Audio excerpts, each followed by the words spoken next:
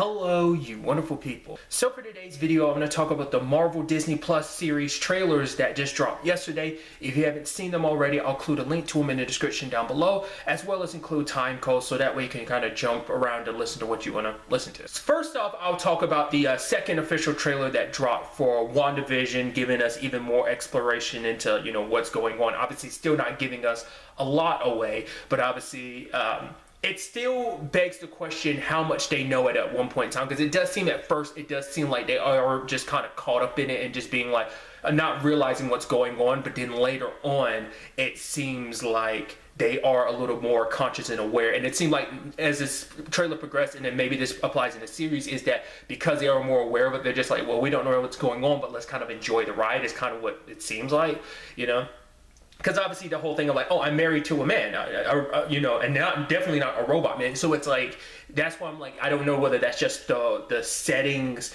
contorting that like that. Obviously, to fit the aesthetic of the comedy that they're, obviously building it around it. But I'm like I said, it's just, that's a key point. I think it's going to be an important point in this, is knowing when they're aware of what's going on and how much they don't know, because obviously stuff in this trailer, it kind of solidifies that people in this, and stuff in the first trailer did this as well, but this solidifies it even more, that once you enter this whole situation, you kind of lose who you are. You become a part of this simulation, this world, because we see it with Monica, because Monica's like, hey, Wanda, and she's like, who are you again? She's like, I don't know. And then you see it kind of glitch, and they're smiling again. It's like a glitch in the matrix. Like, this simulation isn't perfect. And I'm sure having all these people under one control, I think that's probably like too much for like whatever the situation is, whatever the simulation is, it's probably too much having all these people's minds under control and stuff like that. So that's why you probably get those like errors, like that lady was doing her laundry and she kind of literally glitched out. So maybe that's what that's supposed to represent. But it's interesting seeing that anyone that goes in there becomes a part of it. But I also thought it was kind of interesting how they point out, because you hear Agent Wu say, Wanda, are you okay? Who's doing this to you? So now, because obviously a lot of speculation has been like, obviously this is all Wanda's concoction and stuff like that, but now it's going to be, is Wanda actually the one, well, she's most likely the one doing it, but it's someone else controlling her, because obviously Catherine Hahn's character, some people have hinted at who they thrown out some theories of who they think her character is. So maybe, because obviously she's pretty prevalent in the show, she isn't just the nosy neighbor, that maybe there's going to be more to that, that maybe she's the one controlling, like maybe she's the one that's kind of, breaking Wanda's mind, because Wanda's already in a fragile state. Maybe her character is taking advantage of that and manipulating Wanda into creating all of this. But so it might not just be Wanda going crazy, there might be other elements to it, or maybe Catherine Hahn's character is just there like, hey, I'm here to, because it's at points it seems like she's just as much a part of this simulation, not less that's her playing and pretending like she is, because it's like, oh, like in a situation like this, you'd be the least suspect when you look like you're just a victim to all of this as well, playing that role. She can hide her true intentions, so sets up some very interesting stuff. Obviously, like, we see Agent Wu, we see Darcy outside, like, obviously, like, the military's getting involved, and like, yeah, this is a, I'm really curious to see what this looks like from the outside. We've gotten little peeks in there, but I want to see full-fledged of, like, what that whole town being encapsulated in this looks like.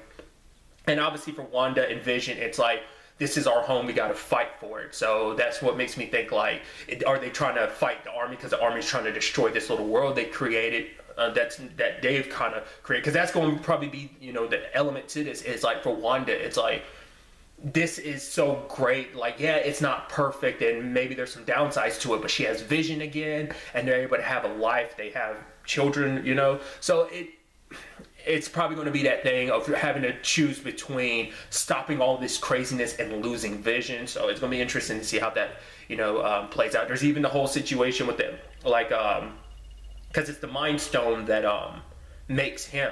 So I'm curious, like, can we see it at one point in time? So is that supposed to be like her attempt to reforge, or trying to, bring back, because granted, because I've heard some people talk about like that this series is going to delve deep into what Wanda's capable of power-wise.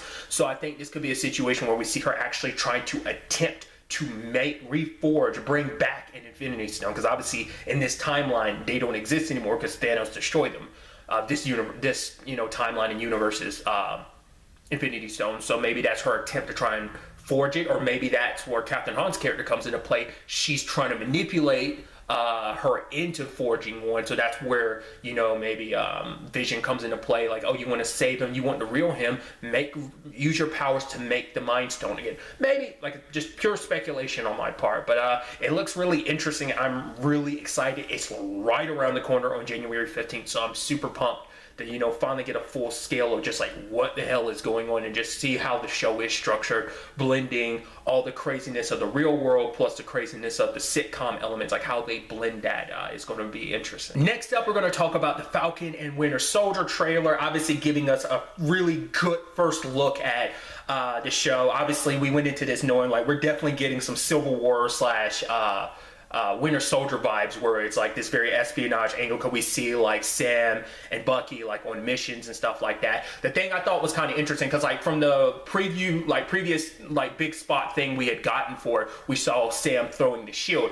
What we saw in this is he doesn't have the shield, so he's probably going to go the entire show. Obviously, he's just Falcon, so he's probably not taking up the mantle of Captain America, because he probably doesn't feel like he probably doesn't feel like he deserves it. And I figured that's probably what the show was going to be, him working his way up to be like, because obviously he said at the end of Endgame, the shield feels like it's someone else's, you know, and it's like, no, this is yours, but it's like he still doesn't feel like he can carry that weight of what that shield represents, because he's even talking to Bucky of like, this shield has basically a complicated history, you know, a legacy attached to it, and I think Sam probably feels like he might not be able to live up to it, that he can't live up to being like Steve. So I think it's going to be a thing of, you know, finding himself in this, becoming, you know, eventually becoming his own Captain America, and like not doing what Steve would do, but, you know, Steve passed it on to you because you're you, and so just handle it how Sam would handle being Captain America. Don't try to be. But obviously, like, we know that the storyline element is that, obviously, because we see at one point, like, he's in a museum or whatever, and there's the shield, so it's like, so maybe he didn't relinquish it, maybe the government literally came and snatched it from him. I mean, which is interesting too, considering the fact that you're working with the government after, like, well, I guess after everything that went down, because granted, the time skip and everything, I mean, to be fair, neither Bucky and Sam were around, so it's going to be interesting seeing them being reallocated to, you know, the world after the 5-year time skip, you know, what that looks like for them, and, you know, what kind of changes, because let's not forget, they weren't on like the best terms with the government, you know. Granted, this also maybe we'll get hints and talks about, because I don't know if they've ever covered like fully what in whether it be in a comic book or anything. I don't know if they've covered like what they were up to, you know, with Steve and Natasha. Well, obviously we're going to find out what Natasha was up to in between Civil War and Infinity War, like, you know, in Black Widow. But I'm wondering about their story, like, will this dive into that or not? But, you know, I'm curious to see, like, why they're in a better position working with the government now. I guess considering everything, it's like, well, a lot's changed in that 5 years, so maybe that's why. What's interesting, though, is we see that lady with that mask, and part of me is like, oh, because it's very reminiscent of a Crossbones mask. So I'm wondering, is that supposed to be, like, someone that was important to her, maybe like a daughter or a significant other? Like, I'm wondering, is she trying to revive that, and does that have anything to do with Zemo or not? I'm curious, considering, like, obviously the last time we saw Crossbone, obviously he died, but it was in Civil War, you know, so that's why I'm like wondering, like, if there's going to be a parallel, like her coming back, her donning that mask. Granted, hers is red, whereas Crossbones was white. So I don't know. I'm curious to see how they handle that. But like I was saying, it's interesting just because Sam's like Falcon most of this. What we saw in the trailer, he doesn't have the shield at all. But the point I was also trying to make, is obviously we know the government's trying to make their own Captain America. It's like Sam and Bucky have been too much of an issue. So and that in itself makes me wonder, why would you be so okay with working with the government? I guess they're there to kind of keep them in check, to make sure, I don't know, like they don't tarnish Steve's legacy. I'm curious to see how that whole structure breaks down. But what I think is obviously amazing about this too is obviously the back and forth between Sam and Bucky, seeing them, like the shenanigans between them, the back and forth, and it just like the jokes between them, and just like how, like, you know, Sam's all jokey and Bucky's like the straight man in the comedy duo. So like seeing that back and forth is going to be really interesting. Obviously we got peaks of that in Civil War. To get even more of that now is going to be pretty dope. because at the very least you had at least Steve be like a buffer between that, so it's going to be like when it's just the two of them, like what's that going to look like? So I'm really excited for this. It's, like I said, especially like this cool espionage angle of the MCU that we get to dive even more into. Next up, let's talk about that Loki trailer. Holy crap! Okay, so obviously this is the show I feel like we kind of knew the least about. In a sense, we knew like obviously a little bit about like obviously this being the Loki from Endgame, the one that got away with the Tesseract, but other than that, we didn't really know what to really expect. I didn't know what to expect. I thought it was like, because obviously people had brought up the TVA. I think it's, was it Time Variant Agency? I think that's their name. I could be mistaken. I'm not that well versed in them. I just heard people refer to them that like when the small trailer had came out like way before. So I was kind of under the impression like, oh, he's being hunted by basically time cops, but it seems like in actuality he's working with the time cops, because at one point we see Owen Wilson's character be like showing him like the events of Avengers, showing Loki the events of Avenger. Like I guess it's like, okay, here's all the crappy stuff you've done, so basically you've kind of screwed with a lot of stuff, so basically your penance is that you have to probably work off your basically your debt to the universe, because you've just gone around and screwed up so much. So it seems like he has to, I'm thinking that Loki's actually a time cop in this, which would be an interesting direction if that's where it's going. It seems like that's what that is, because I thought he was just going to be time traveling and screwing around on his own and he's being chased the entire. It's like, no, he's basically a cop in this, which is going to be an interesting element. Like basically if you made this like a Loki time travel cop show, that'd be so crazy. Like maybe make this a little like Loki meets the show Timeless. Have you ever seen the show Timeless? So that'd be really interesting if that's the case.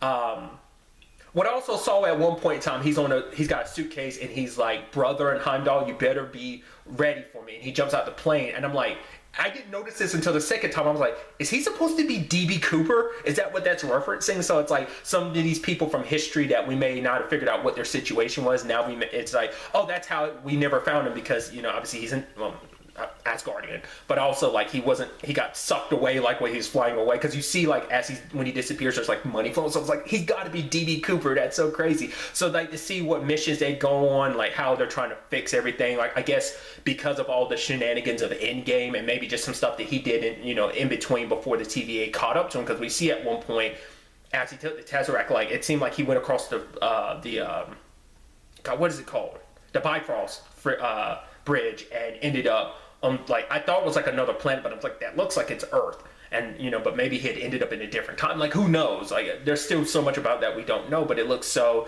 interesting. And so I guess Loki being who he is, he's always the opportunist that he is, especially because this is 2012 Loki, the one that was still evil, hadn't really. I mean, granted, Loki even after all his progression and story growth over the course of the movie, still was still the sly trickster that he was. But it's like he's probably going to take advantage of the situation. All right, how am I going to find a way out of this and get away from them? Even at the end, being like, that might not be related to the TVA. That might have been a mission that he's on. But he's like, what did you expect? I guess it's almost like I'm Loki. I'm me. This is kind of my thing. Like, did you really expect anything different from me? Maybe that's kind of what that's kind of implying and going for. But I think that's such an interesting element.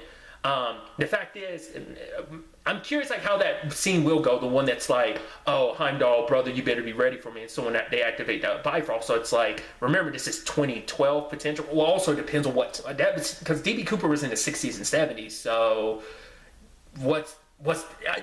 how does that whole situation work? How does time work on Asgard compared to like Earth? I mean, they wouldn't be that much different. If we see Thor at all or Heimdall, like they're going to look exactly the same. I mean, because obviously they're gods, so they've lived for a long time, so they're going to look appearance-wise. But I'm just curious, like how that's all going to shake out, especially because it's like, well, there's got to be like a younger Loki running around too potentially at that time. So like, how does that whole situation work? Maybe that maybe that wasn't even him. Back in time being like DB Cooper, maybe that was him present day doing. I don't know what to make of that. I'm just really interested for one to see like why they decided to make Loki a TVA agent. Once again, maybe it's just kind of you're kind of in our debt, but maybe it's also because it's like, well, we have a god on our side, and might help us, so it's kind of a win-win for them. But it's Loki. Like maybe they have something set up where it's kind of like they have an insurance policy to make sure he doesn't go buck wild, that they are able to keep him under control. I don't know. Just from what we saw, like it just seemed interesting. Because also, like, there's places where it seems like I guess that they're not just allocated to stuff on Earth. There probably is going to be like, as we can see, like, because it seemed like they were definitely not on Earth at some point. So it's like it's not just time stuff here on Earth. It's going to probably be time stuff in the out there in the greater universe as well. So that's definitely going to be interesting to see how this series plays out. You know, because obviously, like I said, this is 2012 Loki, but he's probably going to go through his own growth. And it's going to be interesting to see how his growth compares down this route in the Loki series compared to his growth over the course of, like, you know, the Thor movies and just the Marvel, the MCU timeline that we're familiar with. Like, his growth over that in comparison to this is going to be interesting as well. Next up, we have the What If series. This is my first time seeing, like, I'd seen like the image of Peggy as Cap before now, but obviously we get a full scale of everything and it looks pretty dope. Obviously prominent stuff being T'Challa being Star-Lord and Peggy being the new Cap in this, you know, what if situation. I'm also curious to see, like, obviously, because we see, like, you know, Steve is the Iron Man in the situation, like, he has a suit. So that's obviously a very big divergent from, you know, what we've come to know of their story from the first Avengers movie, but also, like, what T'Challa as, you know, Star-Lord, what that whole adventure is going to look like. You even see Yondu, so it's nice to see Yondu again, you know. I'm not quite sure what they're doing with that whole Doctor Strange thing, because we see Doctor Strange facing, but I was wondering if that was supposed to be like because at first we even see Tony at one point in time, but I don't know if that's like an unrelated story, because we see him kind of where he was from Iron Man 2, like in the donut and every, or not, was that Iron Man 1 or 2? That was 2. The whole him being in a donut situation and taking off the sun. Like, I'm wondering, like, what context that has. There's the Bucky situation, which I thought was interesting, where he's fighting like a zombie, I'm assuming Steve. So is that supposed to be like, what if he succeeded in killing Steve, and what that, like, I mean, or maybe that's just like, they're just a fun zombie. I'm curious, like, what the context of that story is going to be, considering it's Bucky going up against what appears to be like a zombie Steve Rogers, like how that's, you know, it looks cool, it looks awesome. I'm curious to kind of get a full scale of all the what if stories that are going to be told, because I'm not familiar with the, because it's also a run of comic books as well. So I've never read them as well. So I'm really interested to kind of dive into this. Also, I'm curious to see, is this ever going to play any role in the greater MCU, or is it just going to be like the what ifs? It's just, I mean, probably nothing more to it. Just, I mean, granted, this, I mean, it plays into the multiverse of like, oh yeah, these are all the different dimensions and places where things played similarly or also played out quite differently. But I'm curious, will they ever play a role in the main overarching MCU? Or will that always just kind of be like this little pocket situation going on here? Maybe, maybe not. We'll have to wait and see. And then finally, there's the Miss Marvel situation. Obviously, there's not a lot we saw there. It's just, but we see like the little bit I think they probably filmed of the show. But we get a little more background and just obviously kind of knowing that a big part of the show I think is going to be her family, which I think is going to be interesting, because that's something I feel like hasn't really happened too much in the Marvel. I mean, there have been exceptions of like learning about people's families, whether it be, you know, in T'Challa's situation, and I mean, like, but like people's families being a big part of their story, and I think obviously her family being a big influence on, you know, Kamala becoming who she eventually becomes. But obviously, like, the biggest thing I'm curious about is how they handled the Inhuman situation. Because obviously, once again, Agents of S.H.I.E.L.D. technically takes place in this universe. Obviously, it's a very different situation with like how Inhumans became a thing.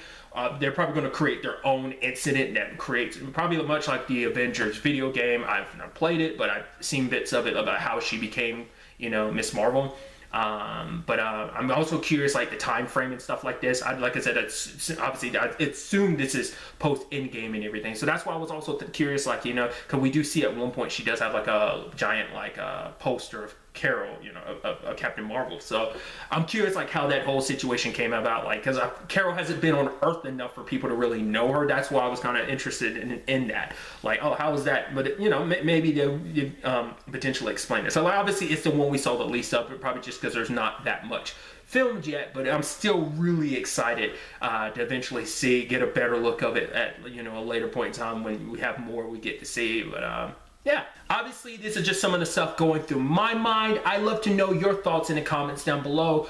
Which one of these trailers got you the most excited? Like, what show were you already looking forward to, and did these new trailers change your mind on what you're more excited about? Let me know. But really, that's all I want to talk about. Till the next time we meet, be happy, be safe, live life to the fullest, and enjoy it. Good day and good